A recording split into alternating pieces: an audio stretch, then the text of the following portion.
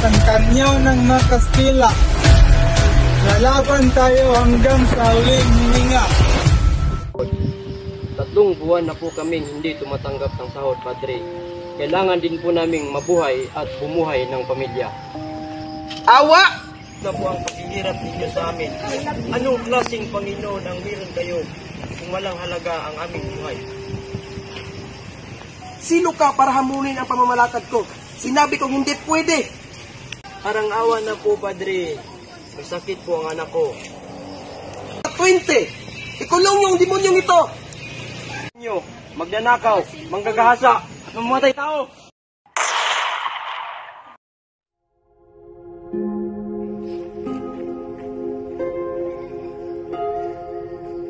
Ayaw nyo magkita ko ng demonyong ito.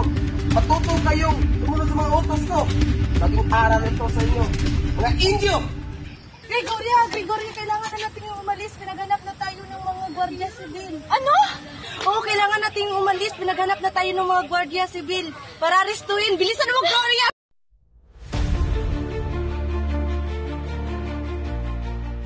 Lahat ng pinuno ay narito upang magbigay ng mahalagang desisyon ukol sa pag-aaklas laban sa Espanya.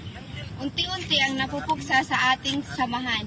Kailangan pa nating gawin ang pag-aalsang ito. Sisimulan na natin ito sa lalong madaling panahon. Ngunit wala pa tayong sapat na paghahanda.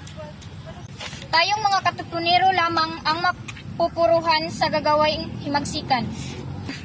Hindi natin maaaring simulan ang pag-aalsa kung walang tayong sapat na armas at pagkain. Kailangan nating magsakripisyo. Wala na tayong masyadong maagang panahon kung lahat tayo ay magtutulungan. Tama! Hayaan na lang ba nating magutom ang ating mga tauhan? Kung meron mang importanteng bagay na kailangan, yun yung sapat na lakas. Isa pa, hindi sang-ayon sa atin ng mga mamayan. Ayon kay Rizal, ang mga mamamayan ay hindi sakop ng katipunan. Tutok na ang kanilang mga baril sa atin. Kanila ang ating samahan. Na nating simulan ang ating pag-aalsa. Kailangan kong marinig ang inyong mga pasya. Sikan! Kaya nga kayong handa sa pag-aalsa, ilabas ninyo ang mga sedula. Ilabas ninyo ang mga sedula. Stop. Ninyo ang munting papel na umaalipin sa ating lahat. Kailangan na nating wakasan ang ilang taong pananakop ng mga Espanya. Ang baril at ang kanyaw ng mga Kastila. Lalaban tayo hanggang sa huling hininga. Mananalo, hindi tayo magpapadaig dahil tayo ang anak ng bayan.